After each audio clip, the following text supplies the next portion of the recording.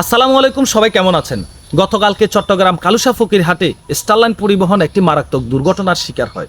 সেই দুর্ঘটনায় কিন্তু অনেক হতাহতের ঘটনা ঘটেছে। একজন যাত্রী কিন্তু ঘটনাস্থলে দুনিয়া থেকে বিদায় হয়ে যায়, আর যারা আহত হয়েছেন তাদেরকে চট্টগ্রাম মেডিকেলে ভর্তি করানো হয়েছে। তারা চিকিৎসাধীন অবস্থায় আছে সেখানে। এখন পর্যন্ত চিকিৎসাধীন অবস্থায় থাকা কোনো যাত্রীর কোনো কিছু হয়েছে কিনা বা দুনিয়া থেকে বিদায় হয়ে গেছে কিনা সে সম্বন্ধে কিন্তু আমি অবগত নই। যদি কেউ জেনে থাকেন কমেন্ট বক্সে জানাবেন।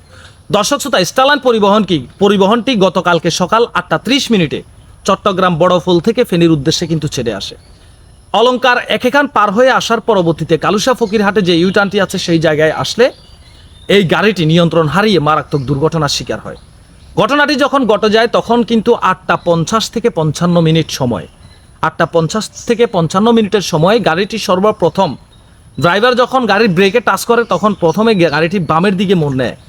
বামে মোড় নিলে ড্রাইভার বামে থেকে গাড়িটি ডাইনে ঘুরানোর চেষ্টা করলে ঠিক তখনই যখন সে ব্রেকে চাপ দেয় তখন গাড়িটি স্লিপ করে রাস্তার বাইরে মানে সরাসরি ডিভাইডারের সাথে যায় মেরে দেয়। আর ডিভাইডারের সাথে গিয়ে ধাক্কা লাগার সাথে সাথে গাড়িটি ডিভাইডারের উপরে উঠে যায়, চাকা পেটে যায় এবং কি গাড়িটি পোল্টি খায়। সেখানে পোল্টি খাওয়ার পরবর্তীতে গাড়ি কিন্তু ধুমড়ে মুচড়ে যায়, গাড়ির ছাদটি পিষ্টে যায় নিচে। এতে কিন্তু ঘটনাস্থলে গাড়ির ভিতরে থাকা একজন যাত্রী দুনিয়া থেকে বিদায় হয়ে যায়। দর্শক শ্রোতা, গাড়িটি বড়পোল থেকে ফেনীর উদ্দেশ্যে ছেড়ে আসার সময় গাড়িতে যাত্রী সংখ্যা ছিল মাত্র 26 জন। 26 জন যাত্রীর মধ্যে একজন যাত্রী দুনিয়া থেকে বিদায় হয়ে যায়। এর ভিতরে গাড়ির ভিতরে থাকা আর 25 জন যাত্রী বিভিন্ন সময় বিভিন্ন জায়গায় শরীরে বিভিন্ন জায়গায় জখম হয়, তারা আহত হয়, তাদেরকে চিকিৎসাধীন অবস্থায় আছে, তারা এখন চট্টগ্রাম মেডিকেলে। গাড়িতে থাকা ড্রাইভার স্টাফ ঘটনাস্থলে সেখান থেকে চলে যায়। গাড়ির যে সুপারভাইজার ছিলেন, যে গাইড ছিলেন স্টারলাইন পরিবহনের, সেই সুপারভাইজার গাড়ির ভিতরে আটকে যায়, সে বের হতে পারে না। 10 থেকে 15 মিনিট পরে গাড়ির সুপারভাইজারকে গাড়ি থেকে সেখানের এলাকার জনগণ সেখান থেকে বের করেন। গাড়ির সুপারভাইজার যদিও বড় ধরনের কোনো ক্ষতির শিকার না হলেও সে শরীরের বিভিন্ন জায়গায় কিন্তু আঘাতপ্রাপ্ত হয়েছেন। আল্লাহ সবাইকে হেফাজত করুক, আল্লাহ সবাইকে ভালো রাখুক, সুস্থ রাখুক। এখানে অনেকজন ফেসবুকের মাধ্যমে পোস্ট করতেছে যে স্টারলাইন কর্তৃপক্ষকে দায়ী করতেছে। গাড়ির দুর্ঘটনার সাথে কর্তৃপক্ষের সাথে কিন্তু আসলে কোনো সংযোগ থাকে না। গাড়ি দুর্ঘটনার জন্য কর্তৃপক্ষ কোনোভাবেই দায়ী নয়। একটা কথা আমি স্পষ্টভাবে বলে দিই, যে গাড়িটি দুর্ঘটনার শিকার হয়েছে, গাড়িটি আসলে ব্রেক কন্ট্রোলিং হারিয়ে ফেলেছে। আমি একটা কথা বলবো, প্রত্যেক ড্রাইভারদের উদ্দেশ্যে বলবো, সচেতনতা অবলম্বন করবেন। রাস্তায় গাড়ি চালানোর সময় অতিরিক্ত গতি পরিহার করুন। অতিরিক্ত গতির কারণে আপনি একজন দুনিয়া থেকে বিদায় হয়ে যাবেন সেটা নয়, আপনার পিছনে গাড়িতে থাকা 40-42 জন যাত্রী, প্রত্যেকটা যাত্রী দুনিয়া থেকে বিদায় হয়ে যেতে পারে। একটা দুর্ঘটনা সারা জীবনের কান্না।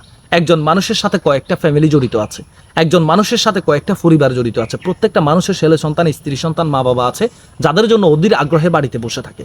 বৃষ্টি হলে রাস্তা, আপনারা জানেন, প্রত্যেকটা ড্রাইভার উদ্দেশ্যে বলতেছি, আপনারা জানেন যে বৃষ্টি হলে রাস্তা কিন্তু একটা মরণ ফাঁদ হয়ে যায়। রাস্তা একটা মরণ ফাঁদে পরিণত হয় যখন বৃষ্টি হয়। তখন আপনারা গাড়ির গতি 50, সর্বোচ্চ মাইল মিটার 50-এর উপরে চালাবেন না। কারণ আপনি গাড়িটি রোড ক্লিয়ার দেখতেছেন, আমি মানছি রোডটা ক্লিয়ার, কিন্তু ক্লিয়ার রোডে আপনি 100 চালাতে পারেন স্বাভাবিক। বৃষ্টি ভেজা রাস্তায় যদি আপনি 100 গতিতে মাইল মিটার 100 গতিতে যদি গাড়ি চালান, তাহলে ইমার্জেন্সি যদি আপনার গাড়ির সামনে একটি কুকুর এসে পড়ে, একটি গরু এসে পড়ে, একটি ছাগল এসে পড়ে, একটি মানুষ এসে পড়ে, হঠাৎ একটি অটোরিকশা ঘুরিয়ে দেয়, তাহলে আপনি তখন ইমার্জেন্সি ব্রেক কীভাবে করবেন? বৃষ্টির মধ্যে ইমার্জেন্সি ব্রেক তো দূরের কথা, গাড়ির ব্রেকে যখন পা ছোঁয়ানো হয় ঠিক তখনই গাড়িটি কিন্তু ঘুরে যায়, গাড়ি লাঠিমের মতো ঘুরে যায়, গাড়ি পল্টে যায়।